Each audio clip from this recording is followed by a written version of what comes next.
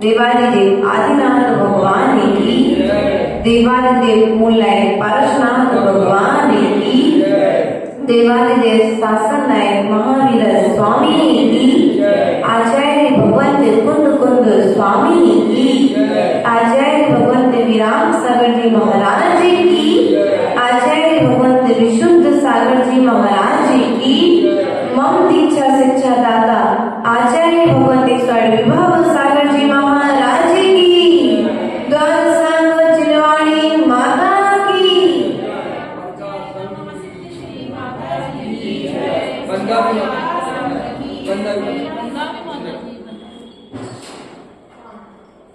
प्रिय बंधुओं, हृदय रूपी वेदी पर गुरु का आह्वान कर गुरु चरणों में बारंबार भक्ति कर नमोस्तु करते हुए हम आज की सभा को प्रारंभ करेंगे। प्रिय बंधुओं, विपरीत वातावरण में विस्फोट से कैसे बचे। वातावरण विपरीत है, लेकिन उस विपरीत वातावरण में हम कर्म बंध से कैसे बचे, हम कसाय से कैसे बचे, हम अपने मन को कैसे शांत करें, कंट्रोल करें, बस में करें। यह बात प्रत्येक व्यक्ति विचार करता है, लेकिन सफल बहुत कुछ लोग हो जाते हैं और बहुत कुछ लोग असफल हो जाते हैं। प्रिय बंधुओं, विपरीत वातावरण हमारे लिए मजबूत बनता है। यदि वातावरण अनुकूल मात्र रहेगा तो हम भविष्य में मजबूत नहीं रह पाएंगे।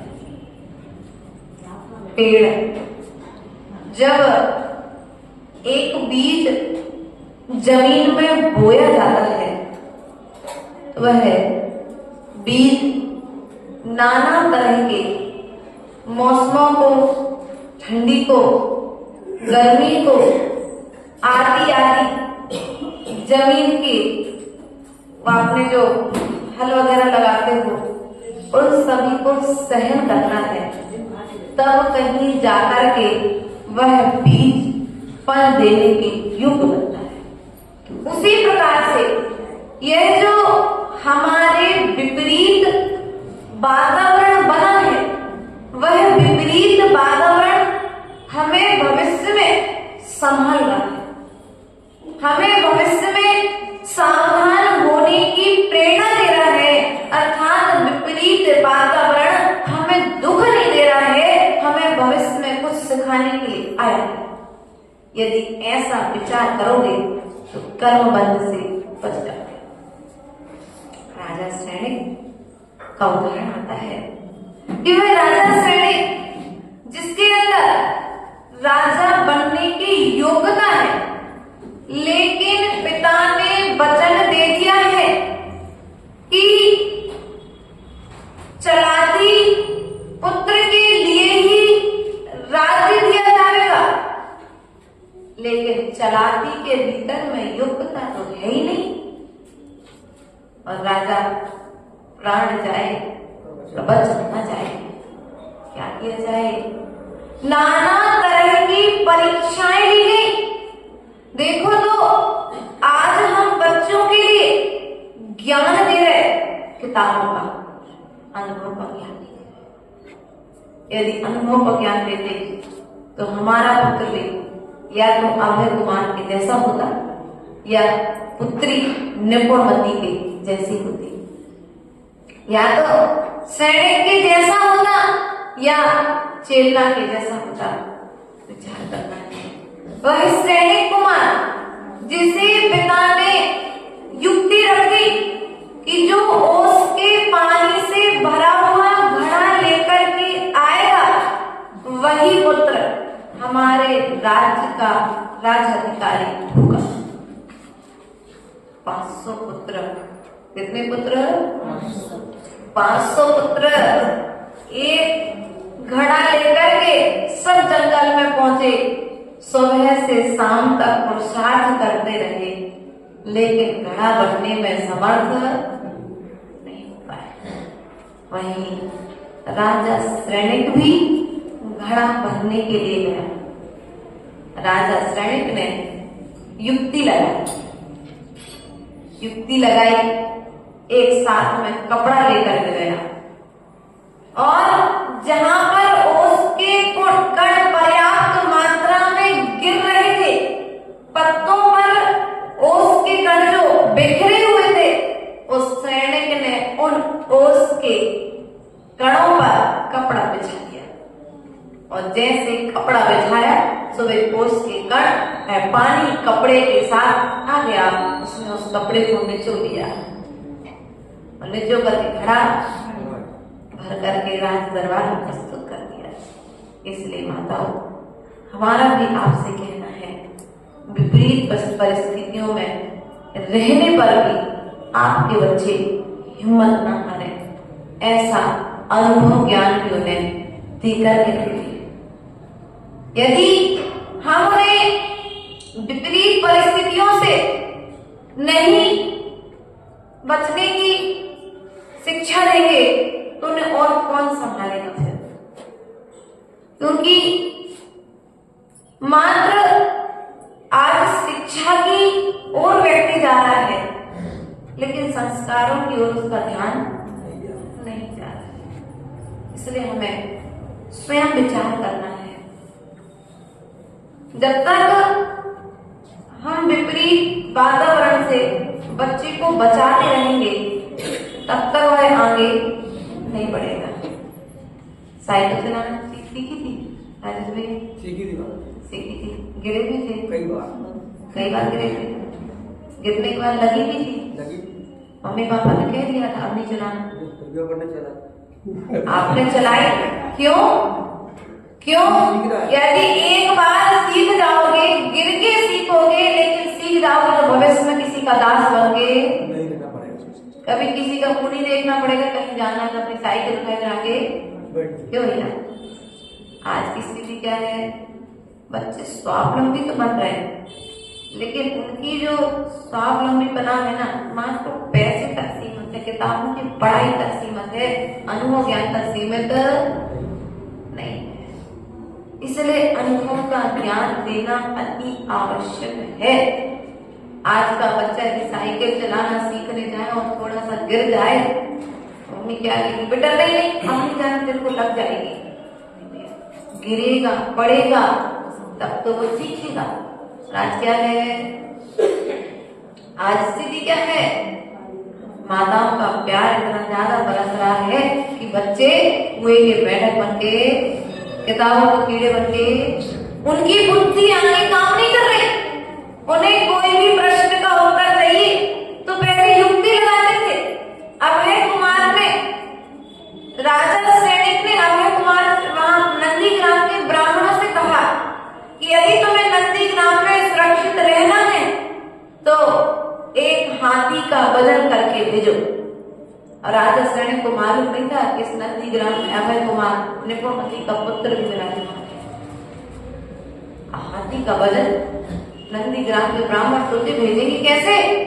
अभय कुमार ने कहा चिंता मत करो, अब आपके बच्चे के सामने आ जाए हाथी का वजन करके दो तो बच्चा की मम्मी हो ही नहीं सकता, इतना बड़ा राजू नहीं कि जिस पर हाथी को बैठा जाए। आज का बच्चा यही करेगा, क्यों माता, तो आपके बच्चे हैं, कितना निपुण आप उन्हें बना रहे थे। अभय कुमार ने हार नहीं मानी और ब्राह्मणों से कहा एक काम करो, एक नाव लेकर के आओ, उस नाव पर हाथी को बैठाओ और जितनी नाव पानी में डूब जाए उतना वजन के पत्थर राजा जी वाले हाथी का वजन निकालने में समय नहीं लगा। राज का बच्चा क्यों नहीं निकाल पाएगा? क्योंकि ज्ञान तो दे रहे, लेकिन वो दास्तां वाला ज्ञान है। अनुभव ज्ञान से तत्काल कोई प्रश्न आए तो गूगल, हाँ गूगल गुरु है आजकल, किताबों की जरूरत नहीं है। गूगल को ये श्रावक श्रेष्ठी हमारे पास आए पिछले साल चातुर्मास में, बोले माता जी पंचम काल में कल्प वृक्ष होते हैं। अच्छा कहाँ होते हैं? बोले बस ये सागर में है। कोई नंबर बताया, हमने कहा भैया आप कह रहे तो नाम के कल्प वृक्ष होते हैं, लेकिन जो कल्प वृक्ष तीसरे काल में होते थे वे कल्प वृक्ष वर्तमान पंचम काल में होते नहीं है, ऐसा सर्वज्ञ भगवान ने आगम में कहा है, दिव्य ध्वनि में कहा है। बोले नहीं होते। हमने आपको किसने कहा? बोले गूगल ने। हमने आपको किसने? गूगल ने कहा, हमको दिखाने लगे। हमने क्या, हमें सर्वज्ञ भगवान की वाणी के आगे हमारा कोई दूसरा गुरु नहीं है। बोले उस गूगल में डालने वाला भी तो कोई विद्वान होगा, और विद्वान ने डाली है। हमने वो विद्वान नहीं है जो भगवान की छकर भगवान की वाणी का कटाक्ष कर रहा है। नाम के वृक्ष है, लेकिन वे वृक्ष नहीं है जिनके सामने जाकर के भावना करो फल तो मिल जाए। वर्तमान पंचम काल में ना हुए हैं और ना ही होंगे। चतुर्थ काल के प्रारंभ के साथ में ही कल्प वृक्ष समापन को प्राप्त हो गए। इसलिए माता हमारा आपसे कहना है कि बच्चों को दास मत बनाओ, मालिक बनने की प्रेरणा। नौकरी करा के हम अपने बच्चों को दास बनाए नहीं बनाए? आपके पिता ने आपको मालिक बनाया, दुकान खुलवा दी, छोटी सी खुलवाई, अगर योग्यता होगी तो बड़ी हो जाएगी, लेकिन छोटी है, इतना तो है कि भूखे तुम्हें सोना नहीं पड़ेगा। लेकिन नौकरी के पीछे भाग रहा है बच्चा, नौकरी मिल जाए तो जीवन सफल, क्योंकि नौकरी मिल जाएगी तो बीवी मिल जाएगी, हाँ, क्योंकि नौकरी वाले के लिए लड़की देंगे हम, जो दूसरे के आगे पीछे घूम रहा है, जाति का कुछ पता था नहीं, तो पहले भैया हाथ उन्हीं को जुड़ेंगे जो हमसे उच्च होंगे, निकृष्ट लोग के लिए हाथ भी, जय जिनेन्द्र भी ध्यान रखना है। हम किनके साथ बैठ रहे हैं, किनके साथ भोजन कर रहे हैं, कौन सी जाति का व्यक्ति है जिसकी कंपनी में हम काम कर, बस पैसे से मतलब है। पेमेंट कितनी है? 15 लाख रुपए साल। उस जिसके ऑफिस में आप काम कर रहे हैं वो कैसा है, उसका खान पान कैसा है, उसका बैकग्राउंड क्या है, ध्यान रखना। यदि तुम्हें अपना बैकग्राउंड संभालना है, अपना भविष्य संभालना है, तो अपने थोड़ा सा वर्तमान स्थिति को देख करके विचार करके कार्य कीजिए, वरना विपरीत स्थितियां जब तुम्हारे सामने में आएंगी तो रोने के अलावा, पछताने के अलावा तुम्हारे हाथ में कुछ नहीं रह जाएगा। क्योंकि बच्चा जिनके साथ में बैठ रहा है, जिनके साथ में उठ रहा है और जिनके साथ में खा रहा है, इन 3 कामों के कारण उसका आचरण भ्रष्ट। बस तुम नौकरी करवाओ, एक समय बाद फोन करके बोलेंगे मम्मा मुझे टाइम नहीं है, आप अपने हिसाब से अपनी जिंदगी जी लेना, हमने यहाँ लड़का देख करके शादी कर ली। ये खबर भी बच्चों की आ जाती कि नहीं आ जाती, किन्हीं किन्हीं घरों में ऐसी खबरें आ जाती हैं। इसलिए हमारा आपसे कहना है, अपने जीते जी बच्चों को इतना संस्कार करिए कि आपके बच्चे कोई गलत कदम ना उठाए, आपके बच्चे विपरीत वातावरण से डरे ना, विपरीत परिस्थितियों में वे रोने ना बैठे, वे हिम्मत करके आगे बढ़े, वे ऐसा काम करें कि उन्हें देख करके लोग कहें कि मुझे इनके जैसा काम करना चाहिए। वरना आज व्यक्ति हिम्मत हार करके बैठ जाता है, कहता मैं कुछ दिमाग, मैं कुछ नहीं कर सकता, ऐसा सोच सोच कर व्यक्ति का दिमाग खराब नहीं। सौभाग्य है कि मनुष्य पर्याय तुम्हारे लिए मिली है, विपरीत वातावरण तुम्हारे लिए मिला है, क्योंकि जो होता है अच्छे के लिए होता है। बताया था उसमें, जो होता है अच्छे के लिए होता है। 2 भाई जिनके बीच में विवाद उत्पन्न हो गया, छोटे भाई ने विचार किया सब पिता का दिया हुआ है, क्या झगड़ा करना। बड़े भाई ने कहा देखो इस संपत्ति को मैंने पिता के साथ बैठ करके कमाया है, तुमको तो अभी अनुभव भी नहीं है, इसलिए इस संपत्ति का 75% अंश मैं लूंगा, 25% अंश तुम्हारे लिए। उसने कहा ठीक है, जो आप ठीक समझे।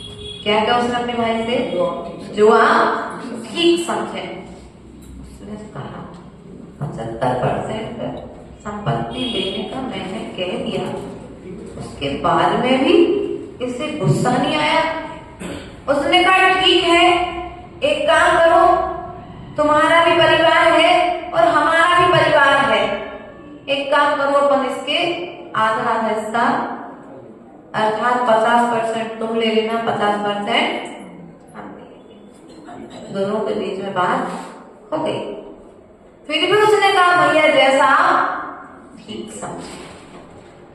तीसरी बार फिर कहा देखो ये सोने का कटोरा है, माँ ने मुझे दिया था तो इसे मैं रख लेता हूं। छोटे ने कहा जैसा ठीक समझे। उसने कहा चलो ठीक है, अब माँ ने मुझे दिया था तो तुम मेरे ही तो भाई हो, एक काम को इस कटोरे के आधे आधे भाग कर लेते हैं। उसने कहा भैया जैसा ठीक समझे। ऐसा करते करते दोनों का बात चलती रही। छोटे भाई को क्रोध नहीं आया, अपने बड़े भाई की अभिनय नहीं करी। इसका प्रभाव ये हुआ कि जब तुम्हारे लिए किसी भी तरह की आपत्ति नहीं है तो फिर हम अलग होंगे, अर्थात हम एक साथ में नहीं। आज स्थिति क्या है? स्थिति भाई भाई के अलग होने का कारण है संपत्ति। देखो वकील साहब लोग बोल रहे हैं कि केस यही हैंडल करते हैं जो तक पहुंचता है। दीपक भैया, दो भाइयों का प्रेम कहानी कल बताई थी कि तुमने जो धन कमाया है उस धन को चाहो तो आप इधर उधर ना लगा करके एक बूंद तिलक की पूर्ति ना करते हुए अपने घर में छोटे भाई की हेल्प कर दोगे तो आपका जीवन धन्य हो जाएगा। वो भाई सदा तुम्हारे लिए, हमारे पड़ोसी से व्यवहार अच्छे हैं, समाज में व्यवहार बहुत अच्छे हैं, हमारे मतलब हम सभी के समाज में व्यवहार अच्छे हैं, पड़ोसी से व्यवहार अच्छे हैं, विदेश में रहने वाले व्यक्ति से व्यवहार अच्छे हैं, आन गांव के जितने लोग आए उन सबसे व्यवहार अच्छे हैं, लेकिन सगे भाई से व्यवहार, सगी देवरानी जेठानी से व्यवहार, पूरे गांव की माँ बिल्कुल बहुत चाहती है मुझे, लेकिन मैं अपनी सासू माँ को ध्यान रखना है। सासू के प्रति या सास का बहू के प्रति, बेटे का पिता के प्रति या पिता का बेटे के प्रति किस प्रकार का व्यवहार चल रहा है, ये सब चीजें हमें स्वयं ध्यान देनी पड़ेगी। जब तक हम ध्यान नहीं देंगे तब तक हमारी संस्कृति और सभ्यता की सुरक्षा नहीं हो सकती है। प्रिय बंधुओं, विचार करिए, हम अपने बच्चों को दुख से डर करके भागना ना सिखाएं, उस दुख में अडिग रह करके सामना करने की ताकत है। उनसे ये ना कहें बेटा जहां लड़ाई हो रही तुम भागे आना, लड़ाई करना ही नहीं, ऐसी प्रेरणा देना। क्या लड़ाई करना ही नहीं है, क्योंकि भगवान महावीर स्वामी ने तो मैत्री का पाठ सिखाया है। हम सभी बोलते ना, मैत्री भाव जगत में मेरा सब जीवों से नीति रहे, दीन दुखी जीवों पर मेरे पूरे से करुणा स्रोत बहे। कहते हैं कि करते हैं, ध्यान रखना।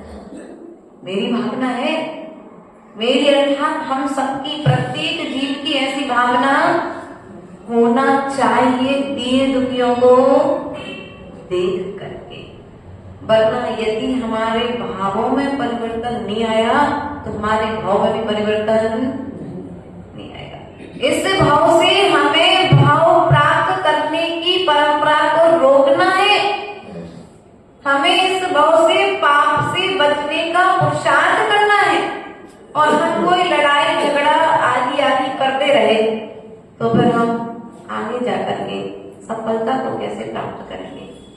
अर्थात विपरीत वातावरण से डरिए मत, प्रतिकूल व्यक्तियों से डरिए मत, क्योंकि प्रकृति हमें निभना सिखाती है।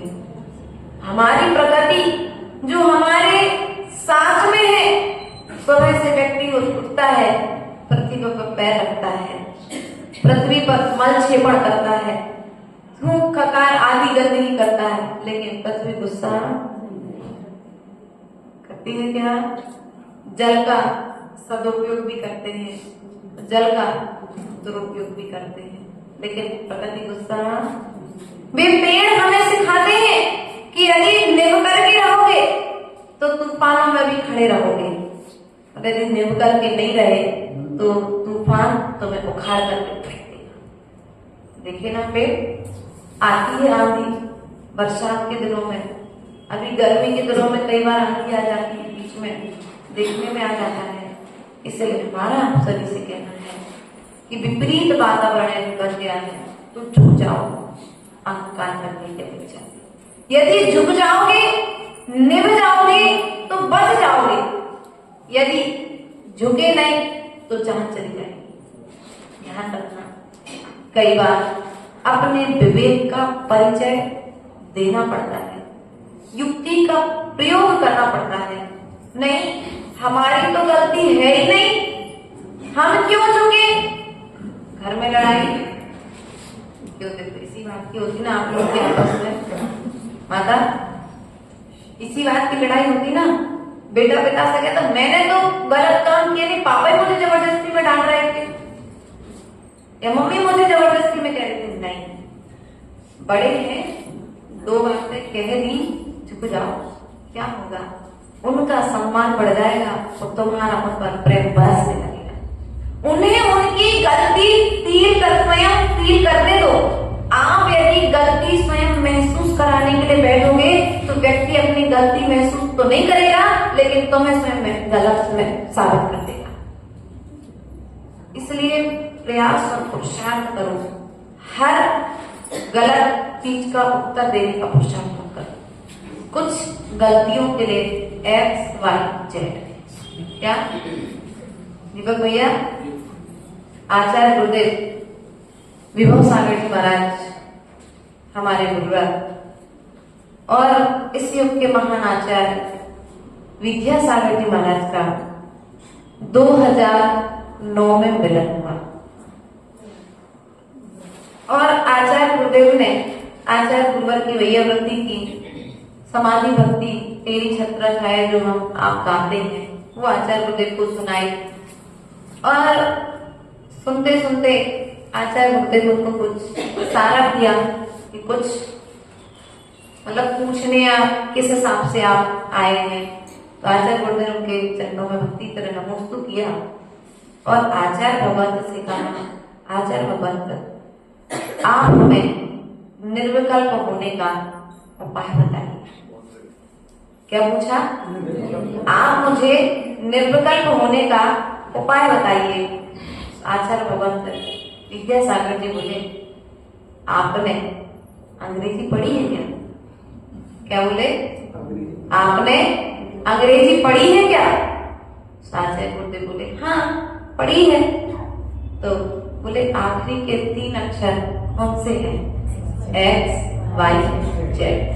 बोले जब विपरीत वातावरण बने तो X, Y, Z की तरह छोड़ देना, उस पर ध्यान। तो निर्विकल्पता और हम क्या कहते हैं उसको पकड़ कर बैठा। तो और ज्यादा चिड़चिड़, कर्म का बंध, बल्कि विपरीत परिस्थिति तुम्हें लग रहा है तुम्हारी यहाँ पर चलनी नहीं है। जहां पर 4 लोग एकत्रित हो वहां तुम अकेले हो, वहां तुम्हारी चलने वाली नहीं है। ठीक है भैया आप सही कह रहे, हम अगली बार सुधार। ऐसा करोगे तो तुम्हारी महानता हो जाएगी। सामने वाला भी एक दिन टोकते टोकते कहेगा यार मैं जबरदस्ती में गलत, व्यक्ति को रोक रहा हूं बेचारा तो मुझसे कभी कुछ कहता ही नहीं है। लेकिन हमारी स्थिति क्या है वर्तमान में? उस विपरीत वातावरण को हम स्वयं रबड़ की तरह खींचते हैं। राई का पहाड़, दधी का सांप, ये अपने यहाँ सूक्तियां प्रसिद्ध हैं कि थोड़ा सा कुछ हुआ नहीं कि हमने तत्काल उस पर हावी होना, कोई बात नहीं, छोटी सी गलती है सुधर जाएगी। एक बार की है बेटा दोबारा नहीं करना, समझा दो प्यार से। लेकिन आपने क्या किया, उसे उस एक तो विपरीत वातावरण बना और आपने उसे डांटना। अब वो बच्चा तुम्हारे पास आना बैठना चालू कर दे। अरे हम तो दादाजी के पास अच्छी सलाह लेने गए थे, माँ के पास पूछने गए थे, माँ तो और उल्टा हमको ही सुनाने लगे। उस गंभीर स्थिति को समझिए कि वो कितनी विपरीत स्थितियों में उलझने के पश्चात आपके पास सुलझने का मार्ग लेने आया था। लेकिन आपने क्या किया, उसे अपनी बातों में और मैं बड़ा हूं, तुमने गलती की तो मैं तुम्हें नहीं, गलती है तो कहीं कभी कई बार हमें वह पेड़ में लगा फूल भी जीवन जीना सिखाता है, हमें आकाश में उड़ती चिड़िया भी जीवन जीना सिखाती है, हमें रोड पर चलते हुए जीव भी जीवन जीना सिखाते हैं। अगर सीखना चाहे तो व्यक्ति एक इंद्रिय से भी सीख सकता है, और नहीं सीखना चाहे तो तीर्थंकर भगवान समोसन लगा करके दिव्य ध्वनि दे करके चले गए, उसके बाद भी नहीं सीख पाए। इसलिए हम परिवर्तन पर्व चाहते हैं, अपने के भीतर निकलते। यदि परिवर्तन अपने भीतर में होगा, अपने परिणामों में परिवर्तन होगा, तो निश्चित ही हर जगह विजय प्राप्त होगी। और यदि स्वयं के परिणामों में परिवर्तन नहीं हुआ, तो फिर हर जगह असफलता ही तुम्हारे हाथ में लगेगी। माताओं, दूध लेते हो ना लोग सुबह से, जब वो ग्वाला देने आता है, लेते कि नहीं लेते? काय में लेते? हाथ में, गंजी में, बाल्टी में, केन में, है ना, छन्ना से छान के, छन्नी से छान के, जिसकी जैसी व्यवस्था है। तो वो जो गंजी रहती है, वो गंजी गंदी रहती है कि अच्छी मंदी डूबी कुछ ही होती है? क्यों बोलो तो?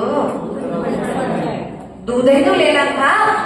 वो कल की बासी जो गंजी रखी थी बिना मंजी, उस गंजी में भी तो ले सकते थे। क्यों? दूध की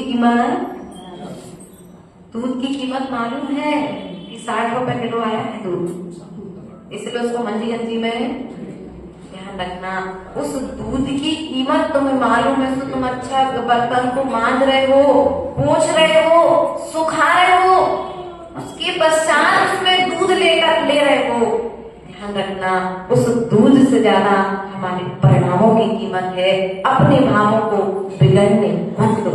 परिस्थितियां जैसी भी आए, कैसी भी आए, लेकिन अपने परिणामों को, यदि परिणाम बिगड़ गया तो पर्याय बिगड़ जाएगी। इसलिए परिणाम संभालो। कुछ भी संभालने की जरूरत, पुत्र समझ जाए तो अच्छी बात, पति समझ जाए तो अच्छी बात। देखो, विपरीत परिस्थितियों में कैसे जीतना है। घर में पत्नी ने अच्छा भोजन बनाया, बगीचा, क्या नाम बगीचा का अध्यक्ष महोदय आदिनाथ मंदिर के है? अरे यहाँ दीपक जाना है क्या? दीपक भैया, आपके घर में भाभी माँ ने भोजन बनाया है ना, आप भोजन करने के लिए आप घर पर पहुंचे। अब जैसे ही घर पर पहुंचे, थाली लगी बढ़िया, हाथ पैर धोके, तेज भूख लगी तो बैठ गए भोजन करने। लेकिन जैसे ही थाली में सब्जी आई और एक ने वाला मुंह में लिया तो नमक नहीं था। दूसरी कटोरी में डाला कि चलो एक सब्जी नहीं, दूसरी में देखा तो नमक ही नमक। अब क्या करोगे आप? विपरीत परिस्थितियां आपके सामने हैं, एक में नमक कम है और एक में नमक। यदि देखो सामंजस्य करने वाला व्यक्ति होगा तो दोनों को शांति पूर्वक मिलाकर के भोजन करके, और यदि विपरीत परिस्थितियों में आक्रोश करने वाला व्यक्ति होगा तो भोजन छोड़ के लड़ाई झगड़ा करके। देखो, दीपक भैया को तो नाम लिए, ऐसे बहुत सब दीपकों के घर की स्थिति है। बहुत सारे ऐसे लोग हैं जिनके घर में ऐसी स्थितियां। इसलिए हम आपसे कहना चाहेंगे, आप चाहो तो परिवार को बना सकते हो, आप चाहो तो परिवार को मिटा सकते हो। आपके हाथ में है। आपकी पत्नी सुबह सूखती है, इतनी मेहनत करती है, आपका पति, आप घर में हवा में एसी में कूलर में बढ़िया सो रहे हो, पति वहां पर पसीना बहा करके आपके लिए व्यापार करके सामग्री। इसलिए एक दूसरे की कद्र करना सीखो। एक दूसरे की, अरे पत्नी, अरे तुमने करो क्या है, दुकान में बैठ ही तो रहे, तो ठीक है, कल से तुम बैठी हो 12 घंटा दुकान में, जब पता पड़े तो क्या करो। घर में पति लोग कहीं तुमने घर में करो क्या है, झाड़ू पोछा बर्तन कपड़े तो करने पड़ते और क्या करने पड़े। तो एक दिन आप लोग रह के देखना घर में, तब एक दूसरे की कद्र समझ में। आपके लिए इनका काम कठिन देगा और इनके लिए आपका काम, आपका उपयोग जिस क्षेत्र की योग्य है, आप उस क्षेत्र में माहिर हैं व्यापार में, और ये गृहस्थी के कारण माहिर है। लेकिन हम जब लड़ाई झगड़ा होता है तो क्या कहते, तुमने, और एक दूसरे का अपमान, और लड़ाई इतनी अधिक बढ़ जाती है, कभी कभी इतनी लड़ाई बन जाती है वो चौराहे पर आकर के लोगों की दृष्टि का विषय बन जाती है। इसलिए हमारा आपसे कहना है, यदि हमारे क्रोध करने से हमारा परिवार टूटता है तो ऐसे क्रोध करने का त्याग करो। लालच है ऐसे क्रोध करने वाले व्यक्तियों पर जो उस क्रोध में अंधी होकर के ना अपना परिवार देखते हैं, ना अपनी पत्नी देखते हैं, ना अपनी माता को देखते हैं और ना पुत्र को देखते हैं। कई कई बार तो उस क्रोध के आगे व्यक्ति अपनी पूरी संपत्ति को जला करके बैठ जाता है। एक बार एक व्यक्ति के घर में अच्छा नया घर बना था और जैसे ही नया घर बना वकील साहब, तो उस व्यक्ति का एक हफ्ते बाद उस घर में प्रवेश होना था और डेट भी फिक्स थी। लोगों को इनविटेशन कार्ड भी, आमंत्रण पत्रिकाएं भी सबके घर पर कार्ड पहुंच चुके थे। लेकिन हुआ ऐसा कि एक हफ्ते पूर्व उस घर में बिजली का कुछ सर्किट होने के कारण आग लग गई। अब लोगों ने कहा कि देखो तुम्हारा इतना अच्छा घर जल गया। अभी तक व्यक्ति किराए से रह रहा था, पूरे जीवन में जितना कमाया था पूरी कमाई उस घर को बनाने में लगा दी, लेकिन गांव के लोग उसको धैर्य दिला रहे हैं। वो व्यक्ति शांत खड़ा देख रहा है, खुश हो रहा है, प्रसन्न हो रहा है। वो सोच रहा है कि घर तो जला है, परिवार तो। उसके एक मित्र ने पूछ लिया, भाई तुम्हारा घर जल गया, पूरे जीवन की कमाई तुम्हारी उस मकान में लग चुकी थी, क्या तुम्हें दुख नहीं हो रहा? उसने कहा, भैया कम से कम आज जल गया, यदि एक बार जल जाता तो मेरा परिवार भी आपके साथ खाक हो जाता। पैसा चला गया तो पैसा कमा लूंगा, लेकिन मेरा परिवार का दुनिया से बाहर से किसी से लेकर नहीं आ सकता। परिवार नहीं मिलेगा मुझे।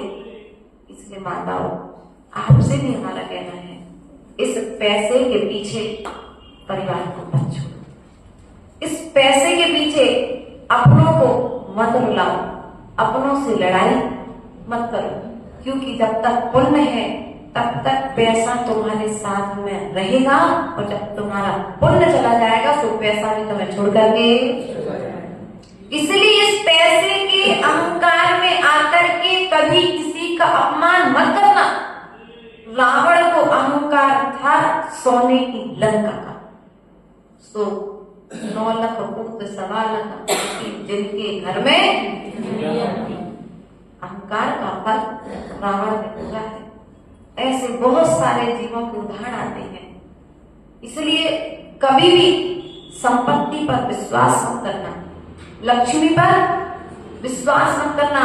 अपना पुरुषार्थ अच्छा करते रहो, समय पुरुषार्थ करो तो वो संपत्ति तुम्हारे घर में शाश्वत रहेगी। लेकिन उस संपत्ति के पीछे तुमने परिवार में झगड़ा किया तो संपत्ति कहेगी जहां पर प्रेम नहीं वहां पर मैं क्यों रहूं, तो संपत्ति भी तुम्हें छोड़ करके चल जाए। इसलिए हमारा आपसे बार बार निवेदन करना है, हफ्ते में 7 बार होते हैं। 7 बार कौन से होते हैं? सोमवार, मंगलवार, बुधवार, गुरुवार, शुक्रवार, शनिवार और यदि इन 7 बारों को संभालना है तो एक बार मात्र अपने परिवार को संभाल लो, ये 7 बार संभल जाए। किसी को सोमवार का दिन बुरा है तो किसी को बुधवार का दिन बुरा है तो किसी को शनिवार का दिन बुरा है। भैया दिन बुरे नहीं है, तुम्हारा व्यवहार तुम्हारे परिवार के प्रति बुरा है, इसलिए तुम्हें 7 दिन में से कोई ना कोई एक दिन बुरा लगता है। किसी ग्रह को संभालने की जरूरत नहीं है, कुंडली में कोई ग्रह नहीं लगते। ऐसा आचार्य भगवंत कहते हैं, यदि तुम्हें ग्रहों से बचना है तो अपने बड़ों के चरण छूना प्रारंभ कर दो, भगवान के चरण छूना प्रारंभ कर दो, जीवन में कभी दुख नहीं आएगा। ध्यान रखना है, हमें अपने जीवन को संभालना है तो विपरीत परिस्थितियों में धैर्य को नहीं खोना। यदि धैर्य तुम्हारे साथ में रहेगा तो विपरीत परिस्थितियां तुम्हें मार्ग दिखा देंगी, और यदि धैर्य चला गया तो तुम्हारे जीवन में सब कुछ तुम्हारे पास से कुछ नहीं रह जाएगा। घर ही तो जला है, परिवार हमारे, पैसा चला गया लेकिन प्यार। एक परिवार आज भी, हम सागर में चातुर्मास था, देख कर के आए। पहले बहुत बड़ा घर था, संपत्ति थी, भाई 3 या 4 भाई। आज स्थिति आई, पाप का फल, जुआ खेलने में पूरा धन। आज स्थिति ये है कि इतने से, ये तो फिर भी इस हॉल के 3 हाथ का, ऐसे 3 कमरे तक एक हॉल में पूरा परिवार एक साथ में रह रहा है। पैसा गया है, परिवार नहीं गया। आज हम एक रहे, हमने कहा बेटा, बच्ची आती थी, बेटा तुम लोगों को तकलीफ नहीं होती, एक साथ सब एक उम्र के बच्चे भी अब बड़े हो गए। बोले माता जी हम सब एक है ना, हमें इस बात की खुशी है। हम सब एक हैं तो समस्या का समाधान हो जाएगा। और यदि हम अलग अलग होते तो, एक बार एक कोयल का झुंड रास्ते में जा रहा था, तो जाते जाते मुखिया कोयल ने कहा कि देखो आगे बहेरिया जाल डालेगा, आप लोग सब संभल करके चलना, और यदि हम उस जाल में फंस जाए तो एक उड़ान सब एक साथ भरेंगे, और जब एक साथ उड़ान भरेंगे तो जाल भी हमारे साथ ऊपर, और हम जाकर के कांटे वाले वृक्ष पर बैठकर उस जाल को काट करके बाहर। ऐसा ही हुआ, कोयल जा रही थी, बहेरिया के जाल में फंस गई। मुखिया की बात मानी, सुबह जाल से आगे जाकर के निकल गए। लेकिन कुछ दिनों के पश्चात उसी ग्रुप में एक कोयल की जो छोटी थी, उसकी मुखिया कोयल से बहस हो गई। अब दोनों बहस करते करते चली जा रही हैं, और जाकर के फिर जाल में फंसी, और फंसने का फल हुआ कि बहेरिया उन्हें पकड़ करके, जब तक संगठित थी तो निकल गई, मुसीबत भी आई तो मुसीबत से बाहर, और बिगड़े हुए मनमुटाव हुआ सुबह समस्या में फंस करके। इसलिए यदि हम एक हैं, समाज में हैं और एक हैं, तो हमें समस्या का समाधान ढूंढने में समय। और यदि अकेले हैं तो व्यक्ति कहेगा भैया हमारी बुद्धि काम नहीं कर रही, हम काम कहता कि नहीं कहता, बुद्धि काम करेगी। जब अपनों से बड़े अपने पास बैठे रहेंगे ना, तो हमें फिर चिंता नहीं होगी। हमारे संघ में अभी पूर्व में लगभग 6-7 साल से चोली के हिरीम श्री माता जी साथ में रहते थे। उम्र की बड़ी थी, 80 साल की, और हम दोनों की जोड़ी आचार्य ने बनाई। और वो चुल्ली का अवस्था में जब तक रहे तब तक वो बड़ी थी हमारे पास। आचार्य से हमने एक ही चीज करी थी। आचार्य बोले बेटा आपके अंदर स्वयं योग्यता है, स्वयं का संग बना करके भी तो विहार कर सकते हो। नहीं आचार्य, हमको एक बड़ा कोई चाहिए। तो बोले क्यों? हमने इसलिए चाहिए है, जब कोई विपरीत परिस्थिति आनी है तो अपन बड़ों के ऊपर, जब अपन निर्णय नहीं ले पाते हैं तो बड़ों के ऊपर छोड़ देते हैं, बड़े उस समस्या को, और हम बड़े बनकर के रहेंगे। तो ध्यान रखना, बड़ा बनना आसान तो है, उस बाप से पूछो, उस घर का मुखिया तो है, लेकिन नए कपड़े लाने के लिए उस बाप को कितना सोचना पड़ता है। बच्चे की आवश्यकताएं पूरी हो जाती हैं, उस माँ से पूछो, घर में सबका पेट भर जाता है, लेकिन कभी कभी स्वयं को भी ध्यान रखना है। बड़ा बनना बहुत आसान है, लेकिन बड़े के जैसे गुण आना बहुत कठिन है। उनके जैसी गंभीरता आना, उनके जैसी सहनशीलता आना। बड़े बनो तो पहले निभ करके बनो, और छोटे भी ऐसे रहे कि बड़ों का अपमान ना करें। यदि तुम्हारे सौभाग्य से तुम्हें बड़े मिले हैं तो उनकी विनय कर लो, क्योंकि जब बड़ों की विनय करोगे तो एक दिन में बड़े भी तुम्हें बड़ा बना देंगे। बड़ों की विनय करोगे तो बड़े तुम्हें बड़ा, क्योंकि उनके विनय से उनके जैसे गुण तुम्हारे भीतर में कहीं बाहर से नहीं आते। गुण नम्रीभूत होने से आते हैं। उन पेड़ों में फल नहीं लगते जो पेड़ झुक नहीं सकते, फल तो उन्हीं पेड़ों में लगते हैं जिनके अंदर झुकने की ताकत है।